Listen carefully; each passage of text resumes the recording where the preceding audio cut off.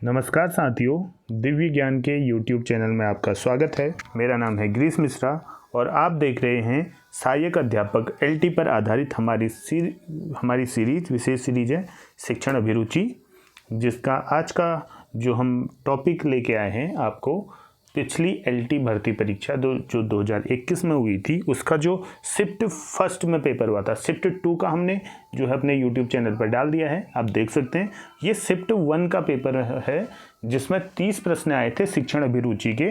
उससे संबंधित हम जो है 30 प्रश्न करने वाले हैं। उम्मीद करता हूँ आपको ये बहुत सहायक सिद्ध होगी। जो आप इसे टेस्ट सीरीज की तरह भी ले सकते हैं, आप इसे जो है एग्ज़ाम के जो है मॉडल पेपर के अनुसार भी ले सकते हैं। और आप जो नए कैंडिडेट हैं उनको इस जो वीडियो से ये पता चल जाएगा कि किस तरीके के प्रश्न शिक्षण अभिरुचि के हमारी LT भर्ती परीक्षा में पूछे जाते हैं। तो आइए शुरू करते हैं। पहला प्रश्न जो आया था उसमें तो देखिएगा, राष्ट्रीय पाठ्यचर्या रूपरेखा NCF 2005 जो थी, जो 2005 में आई थी NCF, इसके बारे में हमने डिटेल वीडियो बनाई है अपने YouTube चैनल पर, आप देख सकते हैं। तो NCF 2005 को तैयार करने के लिए कितने फोकस ग्रुप बनाए गए थे? कितने फोकस ग्रुप बनाए गए थे? जो NCF 2005 है इसको तैयार करने के लिए कितने फोकस ग्रुप बनाए गए थे? तो इसको तैयार करने के लिए जो है जो फोकस ग्रुप बनाए गए थे इसमें 21 फोकस ग्रुप बनाए गए थे। तो 21 फोकस ग्रुप इसमें बनाए गए थे, तो इसका सही आंसर 21 होगा। अगला प्रश्न है, अलग अलग अवसरों पर या समतुल्य प्रशंसाओं के विभिन्न प्रशंसा सेट पर एक ही व्यक्ति के प्राप्तांकों में स्थिरता अथवा संगतता कहलाती है। तो दोस्तों ये जो है आप इसके भाषा पर मत जाना, क्योंकि जो इसका हिंदी ट्रांसलेट है वो जरा गूगल से किया गया है, तो जरा इसमें प्रश्नों की भाषा थोड़ा उस तरीके से है। तो ये क्या है मैं आपको समझा देता हूँ इसे। अलग अलग अवसरों पर या अगर आप किसी एक जो है आप क्या बनाते हैं, प्रश्न पत्र बनाते हैं और उसे अलग अलग टीचर से चेक करवाते हैं, ठीक है। तो वो चेक कराने के पश्चात एक ही व्यक्ति के प्राप्तांकों में स्थित है, यानी आपने क्या किया, एक प्रश्न पत्र बनाया और उसे 4 टीचर्स को दे दिया, ठीक है। प्रश्न पत्र बनाया, उसका जो है उसका टेस्ट लिया, टेस्ट लेने के बाद उसे चेक करने के लिए 4 टीचरों को दे दिया।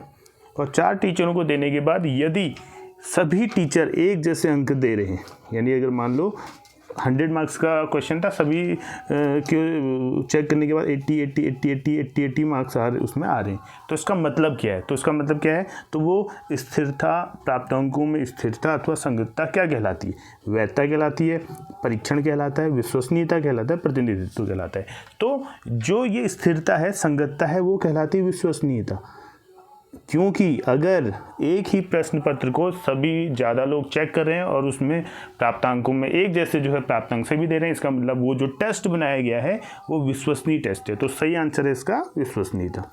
अगला प्रश्न है, मानसिक द्वंद्व की स्थिति में किया गया समायोजन है।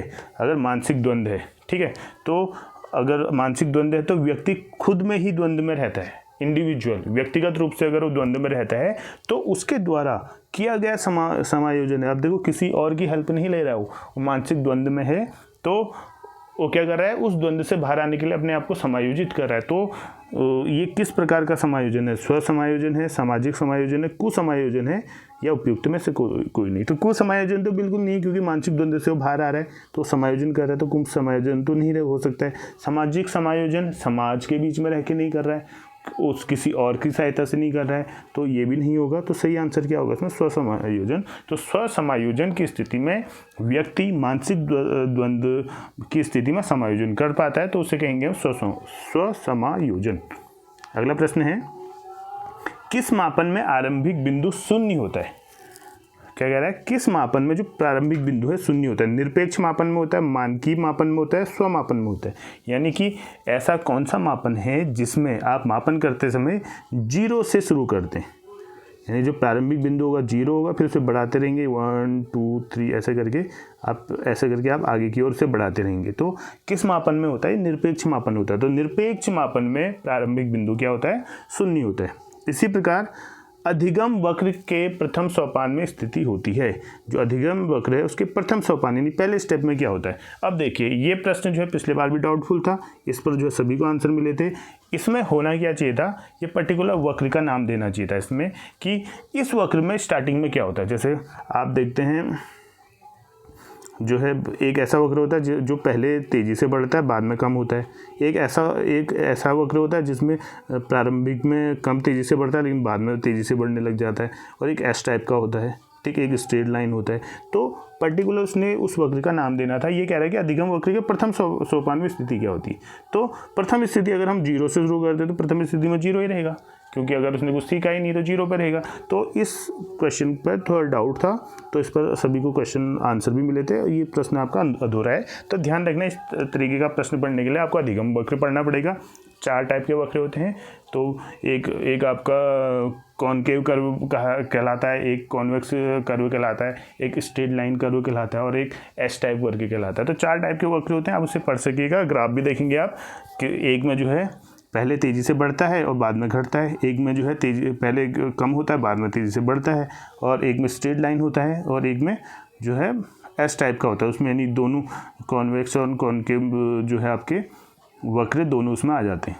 और एक पठार क्या होता है, सीखने में पठार का मतलब होता है यदि व्यक्ति के सीखने की स्थिति में कुछ ऐसी स्थितियाँ आ जाती है जहाँ पर व्यक्ति न ही कोई नई चीज़ सीखता है और न ही जो है मतलब पुरानी चीज़ भूलता है। यानी कहने का मतलब सीखने के दौरान एक ऐसी स्थिति आती है जो कोई भी नई चीज़ वो नहीं सीख पाता है, तो उस स्थिति को बोलते हैं पठार, ठीक। यानी ये स्थिति कब उत्पन्न होती है, ये स्थिति तब उत्पन्न होती है जब व्यक्ति एक नई चीज़ सीखता है और उसके बाद दूसरी नई सीखने की प्रोसेस में होता है, यानी शुरू करने की कोशिश करता है। तो उस बीच का जो गैप होता है वो पठार के लिए आता है।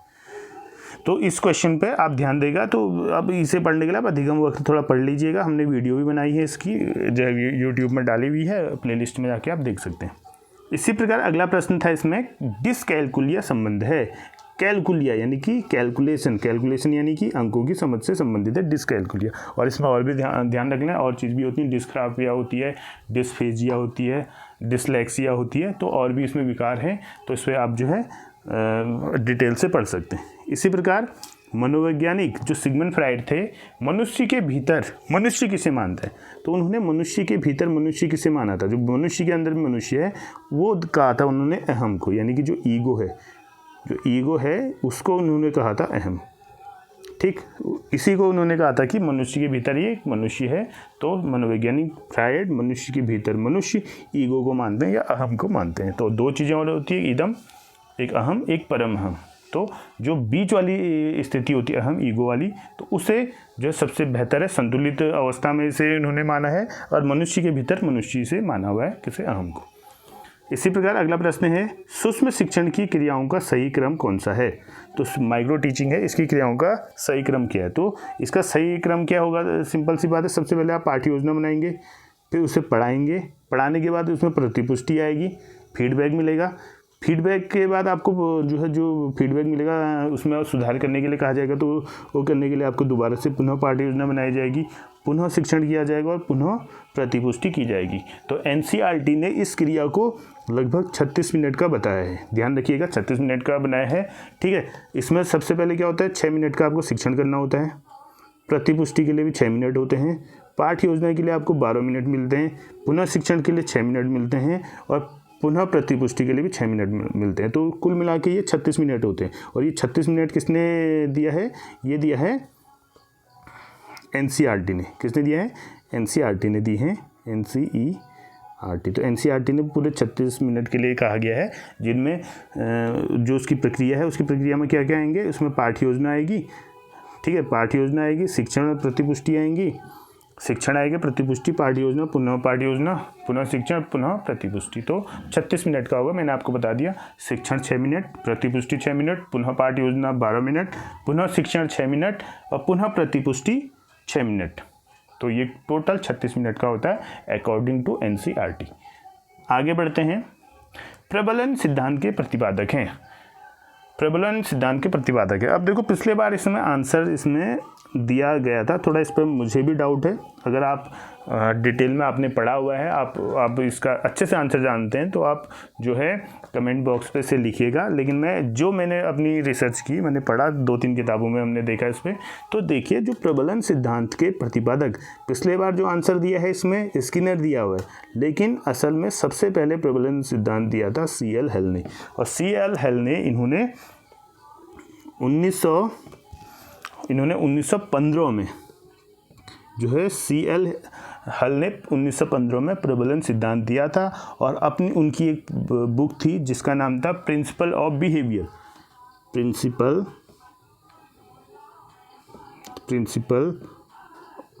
Of behaviour. तो इस जो बुक में जो है इन्होंने इस पुनर्बलन सिद्धांत के बारे में बताया था 1915 में। जबकि स्किनर ने भी प्रबलन सिद्धांत दिया है, लेकिन स्किनर ने अपना पुनर्बलन जो सिद्धांत है, प्रबलन सिद्धांत है, ये दिया था 1956 में। तो अगर प्रतिपादक अगर बात कर रहे हैं, जनक अगर हम बात कर रहे हैं, तो वो C.L. हल होने चाहिए। क्योंकि मैंने जब इसकी रिसर्च की, इसमें देखा तो C.L. हल 1942 में उनकी डेथ हो गई थी, 1952 में उनकी डेथ हो गई थी। जबकि स्किनर ने 1956 में जो है प्रबलन सिद्धांत इन्होंने दिया इन्होंने भी था। लेकिन ज़्यादा जो मुझे ऑथेंटिक सोर्स लग रहा है इसमें, ये जो है 1915 C.L. हल द्वारा। तो आप देखिएगा इसका आंसर अगर आपको मिलता है तो आप ज़रूर बताइएगा। लेकिन जैसी मैंने जो है रिसर्च की है उसके हिसाब से C.L. हल इसका सही आंसर होना चाहिए। जबकि पिछले बार आयोग ने आंसर 20 में सही दिया हुआ है। आगे बढ़ते हैं।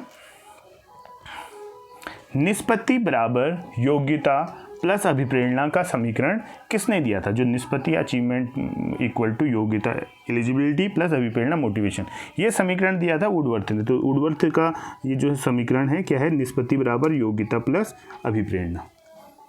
इसी प्रकार डेविस के अनुसार शिक्षण अधिगम प्रक्रिया का सही क्रम क्या है? जो शिक्षण अधिगम प्रक्रिया है, टीचिंग लर्निंग प्रोसेस है, उसका सही क्रम क्या होना चाहिए? तो सबसे पहले क्या करते हैं हम? पढ़ाने से पहले नियोजन यानी प्लानिंग करते हैं। प्लानिंग करने के बाद हम व्यवस्थाएं करते हैं। फिर अग्रसर जो है क्या बोलते हैं, प्रोसेसिंग करते हैं। फिर नियंत्रण करना, उसे कंट्रोल करते हैं। ठीक है। और इसे करने के बाद हम मूल्यांकन भी करते हैं। उसे मूल्यांकन का ऑप्शन नहीं है। तो सबसे पहले ध्यान रखना, प्लानिंग होगी, ठीक, फिर व्यवस्था होगा, अरेंजमेंट, ठीक, फिर प्रोसेसिंग होगी और फिर कंट्रोलिंग होगी, नियंत्रण करना। तो इसका सही आंसर होगा इसका बी। अगला प्रश्न है, नई तरह की शिक्षा व्यवस्था यथा मुक्त शिक्षा, पत्राचार शिक्षा आदि का औचित्य निम्न में से किस कारण से है? फिर देखिएगा क्या कह रहा है प्रश्न में। नई तरह की शिक्षा व्यवस्था यथा मुक्त शिक्षा, पत्राचार शिक्षा आदि का औचित्य निम्न में से किस कारण से है? निरक्षरता कम करने की दृष्टि से है, बेरोजगारी कम करने की दृष्टि से है, शिक्षा पर होने वाले खर्च को कम करने की दृष्टि से है, या फिर शैक्षिक अवसरों की समानता बढ़ाने की दृष्टि से है? तो क्या कह रहा है? नई तरह की जो शिक्षा व्यवस्था है या यथा मुक्त शिक्षा या पत्राचार शिक्षा है, ये हमेशा शैक्षिक अवसरों की समानता बढ़ाने की दृष्टि से होता है। क्योंकि आपको पता है जो पत्राचार शिक्षा आपने देखी होगी, तो आप अगर आपकी पढ़ाई छूट गई है तो उसमें आपको कोई एज का ऐसी कोई दिक्कत तो नहीं है कि आपको एज कम होनी चाहिए, ज़्यादा होनी चाहिए, या फिर आपको परमानेंट क्लास में आना है, पर्टिकुलर अटेंडेंस लगानी है, पर्टिकुलर आपने जो है क्लास वाइज पढ़ना है, ऐसी कोई बाध्यता नहीं होती। ये इसलिए होती है क्योंकि बहुत से लोगों को अपने समय में जो है पर्याप्त अवसर नहीं मिल पाते हैं। तो उन्हीं शैक्षिक अवसरों की समानता बढ़ाने के लिए इस प्रकार की शिक्षा की व्यवस्था की जाती है। तो इसका सही आंसर होगा शैक्षिक अवसरों की समानता बढ़ाने की दृष्टि से। अगला प्रश्न है, चालन शक्ति का वह मौलिक स्रोत है जो व्यक्ति को क्रियाशील कर देता है। क्या है? चालक शक्ति का वह मौलिक स्रोत है जो व्यक्ति को क्रियाशील कर देता है। तो इसका आंसर, इसके आंसर में भी डाउट है। पिछले बार जो है इस पर भी सभी को आंसर मिला हुआ था, सभी को आंसर नहीं, फिर सभी को मार्क्स मिले हुए थे। और मैंने भी अगर इसे सर्च करने की कोशिश की तो मुझे इसका पर्टिकुलर आंसर आया नहीं, ठीक है, मिला भी नहीं मुझे। मैं सर्च कर रहा था इसे, बहुत जगह मैंने 2-3 बुकों में भी देखा पर्टिकुलर ये चालन की जो परिभाषा है, तो मुझे मिला नहीं ये, ठीक। तो अगर किसी भी जो है हमारे अधिगमकर्ता जो भी हैं, जो भी हमारे स्टूडेंट हैं, जो भी हमारे वीडियो देख रहे हैं, अगर आपको इस प्रश्न का सही उत्तर आपको मिलता है तो आप ज़रूर कमेंट बॉक्स में कमेंट लिखिएगा। तो उसे हम फिर आने वाली जो है नेक्स्ट वीडियो में उसे जो है मेंशन करके बता देंगे। तो अगर आपको इसका आंसर पता है तो आप बिल्कुल इसमें कमेंट करिएगा। हम आगे बढ़ते हैं। अगला प्रश्न है, बुद्धि का समूह कारक सिद्धांत किसने दिया था? जो समूह कारक सिद्धांत दिया था, ये दिया था थर्स्टन द्वारा। तो जो थर्स्टन द्वारा दिया गया था बुद्धि का समूह कारक सिद्धांत इसमें दिया गया था। इसी प्रकार अगला प्रश्न है, किसके अनुसार विकास परिवर्तनों की वह श्रृंखला है जिससे जीव भ्रूणावस्था से परिपक्वता की अवस्था तक पहुंच सकता है? क्या कह रहा है, किसने ये कथन किसका है? कथन क्या है? विकास परिवर्तनों की वह श्रृंखला है जिससे जीव भ्रूणावस्था से परिपक्वता की अवस्था तक पहुंचता है। तो ये जो कथन है, ये कथन है वेबस्टर शब्दकोश। जो वेबस्टर शब्दकोश है, इसमें अगर आप जो है विकास की अगर परिभाषा डालोगे, अगर अब ये शब्दकोश है, साइट है, इसमें आप डालोगे विकास क्या है, अगर आप ये डालोगे कि विकास क्या है, तो उसमें आपको यही परिभाषा देखने को मिलेगी। कौन सी परिभाषा? कि विकास परिवर्तनों की वह श्रृंखला है जिससे जीव भ्रूणावस्था से परिपक्वता की अवस्था तक पहुंचता है। इसी प्रकार अगला प्रश्न है, मनोशारीरिक सीमाओं के कारण बनने वाले अधिगम पठारों को क्या किया जाता है? समाप्त किया जा सकता है, समाप्त नहीं किया जा सकता है, समाप्त करना कठिन होता है या समाप्त करना सरल होता है? तो क्या कह रहा है, मनोशारीरिक सीमाओं के कारण। देखो, कुछ सीमाएं जन्म से होती हैं, ध्यान रखिएगा, कुछ सीमाएं क्या होती, जन्म से होती हैं, उनको हमेशा दूर करना हमेशा कठिन होता है। क्यों? क्योंकि वो जन्म से अगर वो उसके विकार हैं तो आप उन्हें कुछ हद तक उनमें सुधार कर सकते हैं, लेकिन अगर आप समाप्त करना चाहें उन विकारों को तो समाप्त नहीं कर सकते। तो ध्यान रखना, कुछ ऐसी जो है दिक्कतें होती हैं जो है बच्चे में, आप देखते हैं उनके लिए जो है उस तरीके के स्कूल भी बनाए जाते हैं। तो आप चाहे वो जन्म से अगर वो उनके अंदर विकार है, सीखने की अक्षमता है, तो आप उसे पूरा समाप्त नहीं कर सकते हैं। आप उससे हो सकता है कि उसमें कुछ परिमार्जन करके, कुछ उसमें जो है कुछ बुद्धियों का प्रयोग करके उसमें थोड़ा सुधार कर सकते हैं, लेकिन पूरा समाप्त नहीं कर सकते हैं। तो इसका सही आंसर होगा कि मनोशारीरिक सीमाओं के कारण बनने वाले अधिगम पठारों को समाप्त करना कठिन होता है। तो कठिन होता है समाप्त करना। आप समाप्त जरूरी है, आप समाप्त नहीं कर सकते हैं उनको पूरी तरीके से, क्योंकि वो जन्मजात होती हैं। अगला प्रश्न है, क्रियात्मक शोध का सीमांकन होता है, यानी इसकी लिमिटेशन क्या है? क्रियात्मक जो एक्शन रिसर्च है, इसकी लिमिटेशन क्या है? वैज्ञानिक ना होना, बिल्कुल ही वैज्ञानिक तो होता है। परिकल्पना का ना होना, क्रियात्मक शोध है तो परिकल्पना होगी, ठीक है। तीसरा, सामान्यीकरण न किया जाना, हो सकता है शोध का विकल्प न होना, शोध का विकल्प भी उसमें होता है, तो ये सीमांकन नहीं है, ये तो होता ही है उसमें। सामान्यीकरण न किया जाना, देखो जो क्रियात्मक शोध है वो हर कहीं अप्लाई नहीं हो पाता। सामान्यीकरण होता का मतलब होता है हर कहीं अप्लाई नहीं कर पाते। क्यों नहीं कर पाते? आप पर्टिकुलर अपनी कक्षा में तो उसे अप्लाई करेंगे। एक दो बालक अगर क्लास में जो है ये कह रहे हैं कि शैतानी कर रहे हैं जैसे, तो उन्हीं पर आप क्रियात्मक शोध करते हैं। अब उन क्रियात्मक शोधों को आप जो है पूरे भारत के क्लासरूम में तो अप्लाई नहीं कर पाएंगे, क्योंकि वो तत्क्षणिक समस्याओं के लिए होता है, विद्यालय कक्षा की समस्याओं के लिए होता है। तो क्रियात्मक शोध एक शोध का एक छोटा रूप होता है जो पर्टिकुलर आपकी कक्षा में ही अप्लाई करना होता है। तो इसका क्या, सामान्यीकरण न किया जाना, इसका ये क्या है, लिमिटेशन है।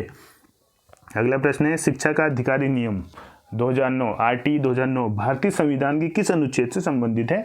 तो ये बिल्कुल पका पकाया प्रश्न है, तो इसका सही आंसर है, सभी को पता होगा, 21A, ठीक है। तो 21A के अंतर्गत है शिक्षा का अधिकार अधिनियम 2009। जो आपको पता है ये जो RT 2009 कौन से संशोधन में आया था? 86वें संविधान संशोधन के द्वारा इसे लाया गया था, और 21A में अनुच्छेद से संबंधित है RT 2009। अगला प्रश्न है, अंकों, शब्दों व सूत्रों को समझने के लिए कौन सी बुद्धि आवश्यक है? तो देखो, जो शब्द है, अंक है, सूत्र है, ये एक मूर्त चीज़ है, सामाजिक चीज़ नहीं है, अमूर्त चीज़ बिल्कुल नहीं है। मूर्त है तो मूर्त बुद्धि की इसमें आवश्यकता होती है। अगला प्रश्न है, सतत एवं व्यापक मूल्यांकन शब्दावली का तात्पर्य क्या होगा? जो सतत एवं व्यापक मूल्यांकन है उसमें व्यापक जो मूल्यांकन है उसका अर्थ क्या है कहने का मतलब? तो सिंपल है, व्यापक है तो उसमें शैक्षिक और सह-शैक्षिक दोनों चीज़ें आएंगी, ध्यान रखिएगा। अगर सतत है तो सतत आप जो है हमेशा करते हैं, रोज भी कर सकते हैं, ठीक है, एक हफ्ते में कर सकते हैं, एक महीने में कर सकते हैं। लेकिन व्यापक में आप पूर्ण रूप से देखते हैं जिसमें बच्चे का शैक्षिक एवं सह-शैक्षिक क्षेत्र का मूल्यांकन दोनों किया जाता है, जबकि सतत में हम ज़्यादातर शैक्षिक ही क्षेत्र का मूल्यांकन कर पाते हैं। अगला प्रश्न है,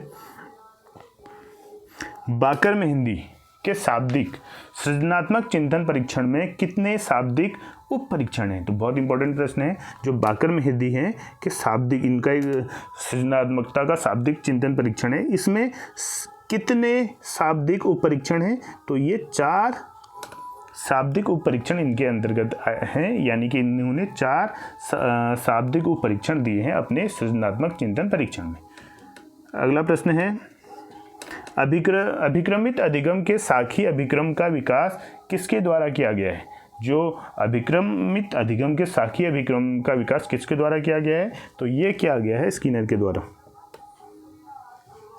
अब ये जो है जब शिफ्ट 2 जो आया था उसमें ये प्रश्न भी आया था, अभिक्रमित जो अधिगम है इसका दूसरा नाम क्या है?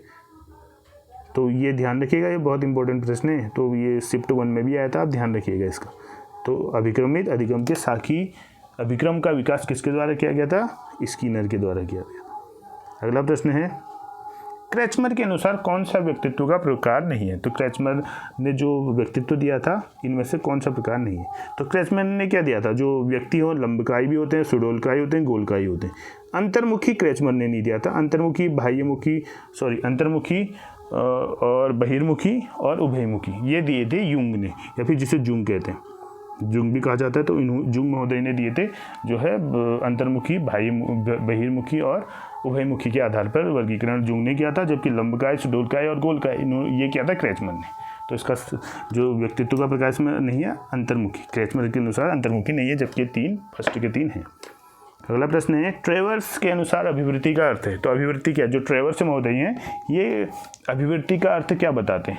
व्यवहार के लक्षण बताते हैं। इस तरह की प्रक्रिया देने के लिए तत्परता जिसमें व्यवहार को एक निश्चित दिशा दी जाती है, ये है, या अधिगम की क्षमता है, ये व्यवहार परिवर्तन है। जो ट्रेवर कहता है, तो ध्यान रखिएगा ये आपको याद करनी पड़ेगी परिभाषाएं। इस ट्रेवर के अनुसार अभिवृत्ति का अर्थ है इस तरह की प्रतिक्रिया देने के लिए तत्परता जिससे व्यवहार को एक निश्चित दिशा दी जाती है, ये परिभाषा दी है ट्रेवर ने अभिवृत्ति की। अगला प्रश्न है, सीखना आदतों, ज्ञान व अभिवृत्तियों का अर्जन है, ये किसने कहा था? जो सीखना है आदतें या आदतों, ज्ञान व अभिवृत्तियों का अर्जन है, ये कहा था क्रो एंड क्रो ने। तो ये आप ये परिभाषा ऐसे भी ध्यान रख सकते हैं, क्रो एंड क्रो। तो देखो 2 व्यक्ति हैं, इन्होंने 3 चीज़ें कही हैं, ऐसे करके याद कर सकते हैं। अब क्रो एंड क्रो ने क्या कहा है? आदत, ज्ञान और अभिवृत्तियाँ।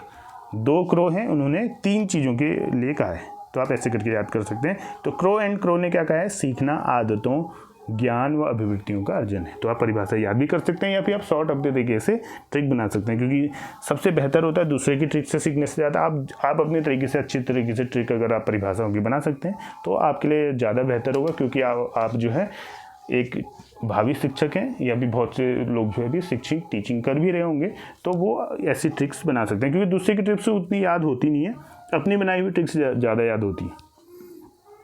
अगला प्रश्न है, अभिप्रेरणा स्वास्थ्य सिद्धांत विकसित किया गया था?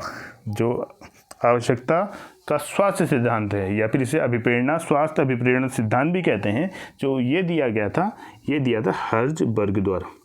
तो मोटिवेशन के अंतर्गत है ये सिद्धांत, जो कि किसने दिया था? हर्ज़बर्ग ने दिया था, अभिप्रेरणा स्वास्थ्य सिद्धांत। इसी प्रकार अगला प्रश्न है, कोलसनिक ने मानव विकास की अवस्थाओं को कितने स्तरों में विभाजित किया था? जो कोलसनिक हैं ने मानव विकास की अवस्थाओं को कितने स्तरों में विभाजित किया था? तो कोलसनिक ने मानव विकास की अवस्थाओं को 8 स्तरों में विभाजित किया था, तो इसका आंसर है 8। अगला प्रश्न है, किसके अनुसार समायोजन वह प्रक्रिया है जिसके द्वारा प्राणी अपनी आवश्यकताओं और इन आवश्यकताओं की पूर्ति को प्रभावित करने वाली परिस्थितियों में संतुलन बनाए रखता है? क्या कह रहा है? समायोजन वह प्रक्रिया है जिसके द्वारा प्राणी अपनी आवश्यकताओं और इन आवश्यकताओं की पूर्ति को प्रभावित करने वाली परिस्थितियों में संतुलन बनाए रखता है। तो ये परिभाषा दी है कॉलमैन ने। तो कॉलमैन महोदय की परिभाषा है, ध्यान रखना कि समायोजन वह प्रक्रिया है जिसके द्वारा प्राणी अपनी आवश्यकताओं और इन आवश्यकताओं की पूर्ति को प्रभावित करने वाली परिस्थिति में संतुलन बनाए रखता है। तो ये परिभाषा कॉलमैन की है, ध्यान रखिएगा। अगला प्रश्न है, शिक्षा के प्रति छात्रों की अभिवृत्ति प्रभावित होती है? अब देखो, शिक्षा के प्रति छात्रों की अभिवृत्ति किससे प्रभावित होगी? वंशानुक्रम से होगी, बुद्धि से होगी, बुद्धि एवं वातावरण से होगी, या वंशानुक्रम एवं वातावरण से होगी? तो देखो, अभिवृत्ति प्रभावित होगी, किससे प्रभावित होगी? अभिवृत्ति।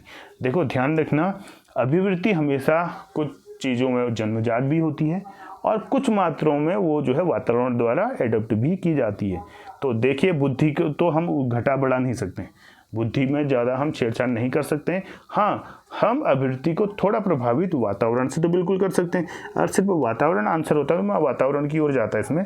अब वातावरण एक बुद्धि है, एक वंशानुक्रम है, तो ज़्यादा प्रभावित आपकी बुद्धि से ज़्यादा वंशानुक्रम एवं वातावरण से हो सकती है। वैसे इसका आंसर जो है आयोग ने जो इस पर भी जो है सभी को आंसर, इस प्रश्नों के जो आंसर सभी में जो है अंक बांटे हुए थे। तो मेरे अकॉर्डिंग अगर आप इसका अच्छे से आंसर जानते हैं तो आप कमेंट में लिख सकते हैं कि शिक्षा के प्रति छात्रों की अभिवृत्ति प्रभावित होती है। देखो, वंशानुक्रम से में भी हम जो है ज़्यादा प्रभाव नहीं कर सकते, बुद्धि में भी नहीं कर सकते हैं ज़्यादा, ठीक है। हम वातावरण में कर सकते हैं, वातावरण इस प्रकार छात्रों को देंगे जिससे कि उसकी अभिवृत्ति प्रभावित हो सकती है। तो अब वातावरण के साथ बुद्धि आएगी, वंशानुक्रम आएगा, तो ज़्यादा ध्यान आ रहा है वंशानुक्रम में। क्यों? क्योंकि बुद्धि का एक स्तर होता है, जो इतने टेस्ट देखे थे तो उनका एक पर्टिकुलर लेवल होगा, सामान्य बुद्धि का है, मंद बुद्धि का है, तो उससे अब आप ज़्यादा बढ़ा ही नहीं सकते हो। वंशानुक्रम से भी आप बुद्धि प्रभावित होती है, ध्यान रखिएगा। तो मेरे अकॉर्डिंग इसका आंसर डी होना चाहिए। आपके अनुसार क्या होगा, आप जो है ज़रूर कमेंट बॉक्स में इसे भी आप मेंशन कर सकते हैं अगर आपको इसका सही आंसर पता चलता है तो। आज का लास्ट प्रश्न है जो फर्स्ट शिफ्ट थी LT 2021 को, जो 8 अगस्त को परीक्षा हुई थी, तो उसका अंतिम प्रश्न है। देखिएगा ये प्रश्न क्या कह रहा है, जब किसी एक परिस्थिति में अर्जित ज्ञान, अनुभव अथवा प्रशिक्षण का उपयोग व्यक्ति के द्वारा उसी प्रकार की लगभग समान परिस्थिति में किया जाता है तो इसे कहते हैं। ध्यान रखना, देखो, अधिगम ट्रांसफर या अधिगम जो है स्थानांतरण किसे कहा जाता है, अधिगम अंतरण किसे कहा जाता है? एक परिस्थिति में सीखा गया ज्ञान यदि दूसरी परिस्थिति में सहायक सिद्ध होता है या अवरोध उत्पन्न करता है या कोई प्रभाव नहीं डालता है, तो इस प्रक्रिया को कहा जाता है अधिगम स्थानांतरण। तो ये क्या कह रहा है कि एक परिस्थिति में अर्जित ज्ञान, अनुभव अथवा प्रशिक्षण का उपयोग व्यक्ति के द्वारा उसी प्रकार की लगभग समान परिस्थिति में किया जाता है। तो उसी प्रकार की लगभग समान परिस्थिति में किया जाता है, तो इसके लिए इसका जो सही आंसर है, इसका सही आंसर सीखने का क्षैतिज अंतरण। जो क्षैतिज अंतरण है, इसमें क्या होता है, आप एक परिस्थिति में जो सीखते हैं और उसी समान परिस्थिति में अगर उसका उपयोग कर रहे हैं, तो इसका मतलब वो क्षैतिज अंतरण के अंतर्गत आता है। ऊर्ध्व अंतरण के अंतर्गत क्या आता है? उर्दू में आता है कि एक परिस्थिति में सीखा गया ज्ञान अन्य परिस्थिति में अगर आप प्रयोग कर रहे हैं तो उसे ऊर्ध्व अंतरण कहते हैं। द्विपार्श्विक अंतरण का क्या कहा जाता है? शरीर के एक भाग को अगर आप परीक्षण दे रहे हैं तो उससे आपका दूसरा भाग अगर प्रभावित होता है तो इसका मतलब वो द्विपार्श्विक अंतरण है। इसका सबसे अच्छा एग्जांपल हो सकता है, अगर आप क्रिकेट खेलते हैं, राइट हैंड से आप बॉलिंग कराते हैं, आपने राइट हैंड से सीखा है, अब अगर उसी प्रकार से आप गेंद लेफ्ट हैंड से भी करना चालू कर देते हैं तो उसी को हम कहते हैं द्विपार्श्विक अंतरण। या आप राइट हैंड से लिख रहे हैं और उसी प्रकार आप उसी लिखने को आप लेफ्ट हैंड से भी अगर वो कर रहे हैं तो शरीर के भागों से संबंधित है। एक पैर से, जैसे जो है घरों में वो खेलते थे पहले से, वो अब हमारे वहाँ अड्डू बोलते थे, आपके वहाँ तो लंगड़ी वाला गेम जिसमें एक पत्थर होता था उसे आगे आगे करते थे, आप दोनों पैरों से आप यूज करते थे। सीखते थे पहले एक पैर से, दूसरे पैर से भी उसका उपयोग करना सीख जाते थे। तो सीखने का द्विपार्श्विक अंतरण संबंधित है जो है शरीर के एक भाग को दिए गए प्रशिक्षण का दूसरे भाग में प्रयोग करना, तो द्विपार्श्विक अंतरण कहलाता है। और ऋणात्मक अंतरण क्या कहलाता है? एक परिस्थिति में सीखा गया ज्ञान दूसरी परिस्थिति में अगर बाधा उत्पन्न करता है तो उसे ऋणात्मक अंतरण कहते हैं। ठीक है, तो इसका सही आंसर क्या होगा? एक परिस्थिति में अर्जित ज्ञान अनुभव है, उसे सेम परिस्थिति में उपयोग कर रहे हैं तो उसे हम क्षैतिज अंतरण कहते हैं। तो आप ध्यान रखेंगे, तो क्षैतिज में सेम परिस्थिति आती है जबकि ऊर्ध्व में अलग परिस्थितियाँ आती है। द्विपार्श्विक में हम अंगों को जो है प्रशिक्षण देके जो है उसके विपरीत अंग से वैसी काम करना शुरू करते हैं, जबकि ऋणात्मक अंतरण में एक परिस्थिति में सीखा गया ज्ञान दूसरी परिस्थिति में जब बाधा उत्पन्न करते हैं तो ऋणात्मक अंतरण कहलाता है। इसी प्रकार एक धनात्मक अंतरण भी होता है। तो धनात्मक में क्या होता है? एक परिस्थिति में सीखा गया ज्ञान दूसरी परिस्थिति में अगर सहायता करता है तो उसे धनात्मक कहते हैं। और शून्य स्थानांतरण क्या हुआ? एक परिस्थिति में सीखा गया ज्ञान दूसरी परिस्थिति में नहीं बाधा उत्पन्न कर रहा है और नहीं किसी प्रकार की हेल्प कर रहा है, तो वो शून्य स्थानांतरण होता है। तो ये अंतरण के स्थानांतरण के अलग अलग जो है प्रकार हैं, आप इन्हें पढ़िएगा। लेकिन इस प्रश्न का जो सही आंसर होगा वो ए होगा, ध्यान रखिएगा। तो दोस्तों, हमने आज जो है इस 30 क्वेश्चन को देखा और इसके बारे में चर्चा की। मुझे उम्मीद है कि आप जो अभी इस बार नए LT के एग्ज़ाम देने के लिए बच्चे आने वाले हैं, या फिर जिन्होंने पहले भी दिया है पेपर, तो वो इन प्रश्नों से अपनी हेल्प कर पाएंगे थोड़ा बहुत। और मुझे उम्मीद है आपको ये सेशन अच्छा लगा होगा। तो मिलते हैं अपनी नई वीडियो के साथ, तब तक के लिए धन्यवाद। जय हिंद, जय भारत।